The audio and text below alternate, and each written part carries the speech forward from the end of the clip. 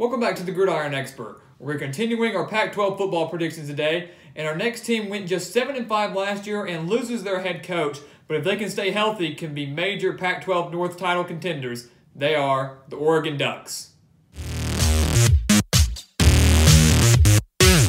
The key for this Oregon team is to stay healthy. More specifically, to keep their star quarterback Justin Herbert healthy.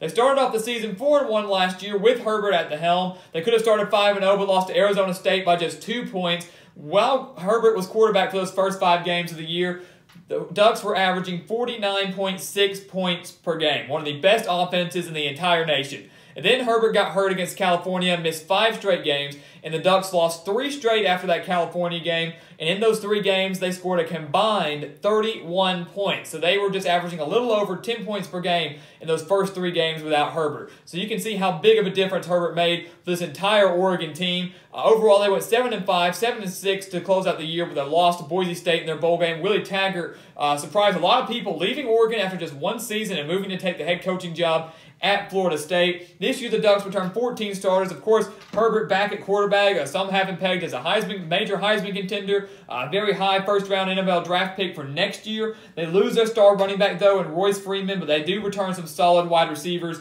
so Herbert's going to have some very solid weapons there. And Herbert, of course, very solid through the air, but is also a dual-threat quarterback. So this offense, if they can stay healthy, if Herbert can stay healthy, they will be very, very potent as well. I have a lot of faith in Mario Cristobal being promoted from within the offensive coordinator position, now taking the job as head coach for the Ducks. On defense, they're going to have Jordan Scott and Jalen Jelks along the defensive line. Jim Leavitt came in last year for the Ducks and really transformed this defense, really improved them. I expect them to be even better this year on the defensive side of the ball. So they have some solid defensive linemen. Then they have Justin Hollins and Troy Dye at the linebacking position. So this is an Oregon team that is very complete on both sides of the ball and really can compete in this Pac-12 North against the likes of Washington and Stanford. So we'll go ahead and open up the season with Bowling Green. And really, I'm going to go ahead and just say Oregon's going to open up the season 3-0. You don't have to talk much about these first 3 games there. Obviously, easy games, should be able to figure out any problems that they have. None of these teams are tough non-conference opponents, so the Ducks should easily start off 3-0, and it's going to be a great warm-up for them heading into Pac-12 play when they get Stanford at home. This is a big game. I mean, like I said, I think the top 3 contenders in this Pac-12 North are Washington, Stanford, and Oregon. And so when you've got Oregon facing Stanford and Washington at home, it's very beneficial for the Ducks. With Stanford, you're looking at a team that returns K.J. Costello at quarterback, Keller Chris transferring to Tennessee, and then Bryce Love, the Heisman front runner, rushing for over 2,000 yards last year on the ground. And then a defense that's always been solid under David Shaw as head coach there. So this is a Stanford team that no one wants to overlook, one that's extremely talented, and one that I really think is going to give Oregon their toughest test of the season by far, especially on the defensive side of the ball. I think Oregon, as long as they're healthy, will be able to put up some big-time numbers, big-time points against this Cardinal defense, but can the Oregon defense shut down the Cardinal with a very strong quarterback and then obviously a very, very strong running back that returns 4 or 5 offensive linemen? If this game was at Stanford, I would be giving Stanford the win, but I'm going to give Oregon a big, big-time win over Stanford to start off 4-0, and that's going to play a major role down the stretch if Oregon wants to try to make the Pac-12 championship game, beating one of the Pac-12 North's best teams.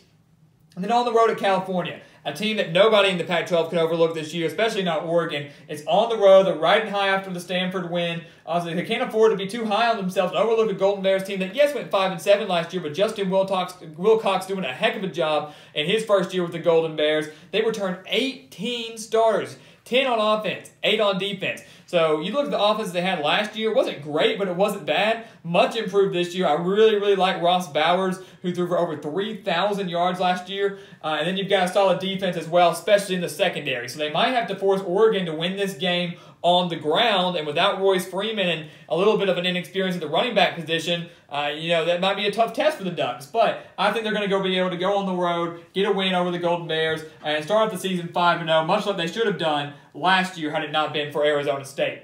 And then a big-time bye week going into the game against Washington. This one, I think, by far more important than the Stanford game because a lot of people have Washington pegged first in the Pac-12 North. They project them to win this game, or to win the Pac-12 North, maybe even make the college football playoff. But Oregon coming off a bye, they're 5-0. Assuming they're healthy, I think they get the win over the Huskies. I love this Huskies team personally. I like Jake Browning. I like Myles Gaskin. I love the wide receivers. And I really, really like the defense. This is the Washington team that I think is very similar to the 2016 team when they made the college football playoff. But I like that Oregon has this game at home. If it was on the road, I wouldn't be picking them. I like that they have the bye week beforehand. I like that they're going to be pumped up for this game. And I think they're going to get a big-time win over the Huskies to be 6-0 and have 2 wins over the best in the North. So I'm going to give them a win here. And I know that might surprise a lot of people, but with this game being at home, Autzen Stadium, one of the toughest places to play, not only in the Pac-12 but in the nation, I think they get a win over Washington.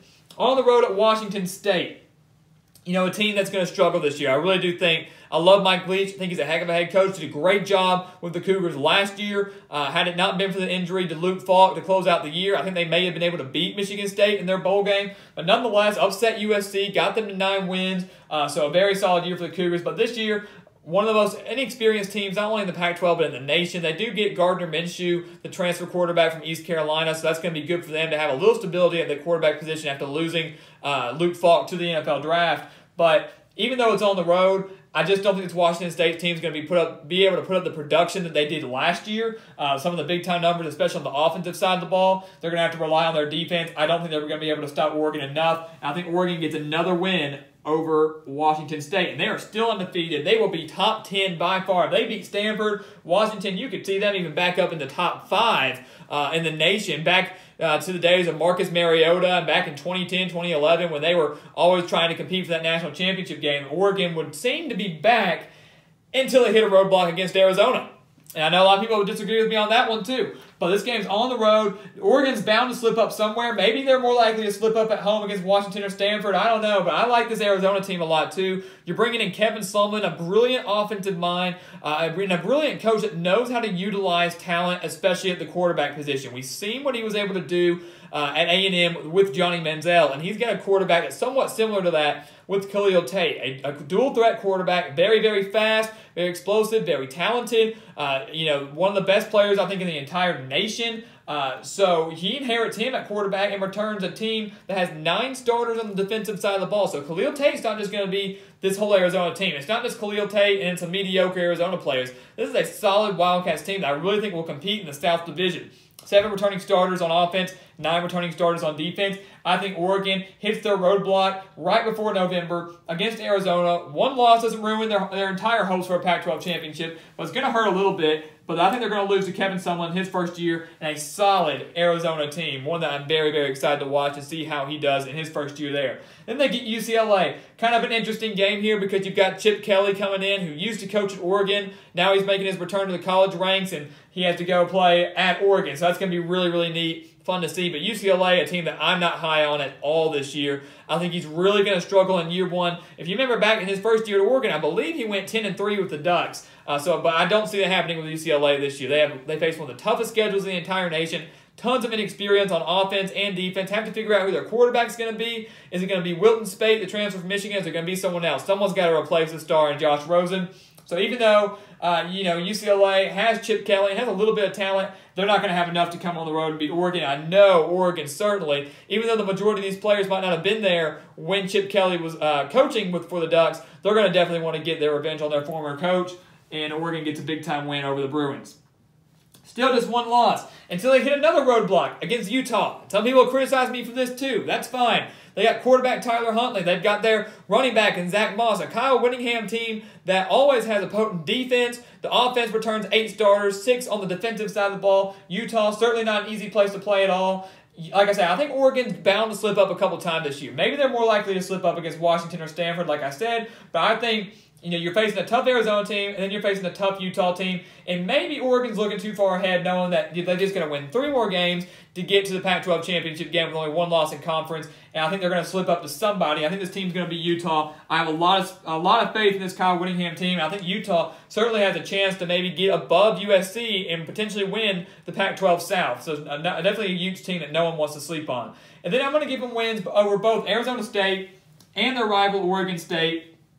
Arizona State bringing in Herm Edwards, one of the most intriguing hires of the offseason, one that I really liked. Even if he doesn't do bad, he's certainly going to be really entertaining to watch. An Arizona State team that really, besides Manny Wilkins at quarterback, I don't really know how they're going to do. They only have 4 returning starters on the defensive side of the ball. Certainly going to be a struggle there. The offense returns 8 starters there, and I loved Wilkins at quarterback. Oregon, though, going to get revenge on their loss that they had last year on the road, just a 2-point loss, 37-35. And I think they get a revenge over the Sun Devils. And then on the road against Oregon State, Jonathan Smith comes in, first-year head coach at his alma mater, returns some decent talent on both sides of the ball, but nowhere near close to being ready for bowl eligibility.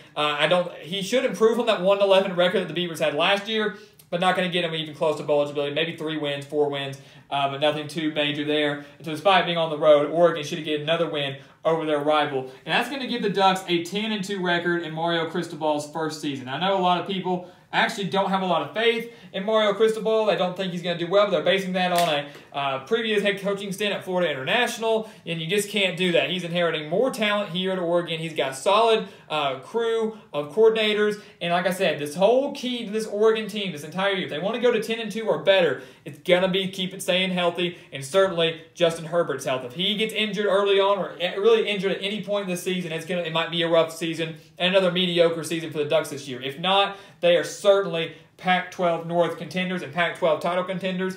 And like I said, if they can beat Stanford and Washington, which I do have them winning here, could potentially be college football playoff contenders. I know some people disagree that they could lose at Arizona or at Utah.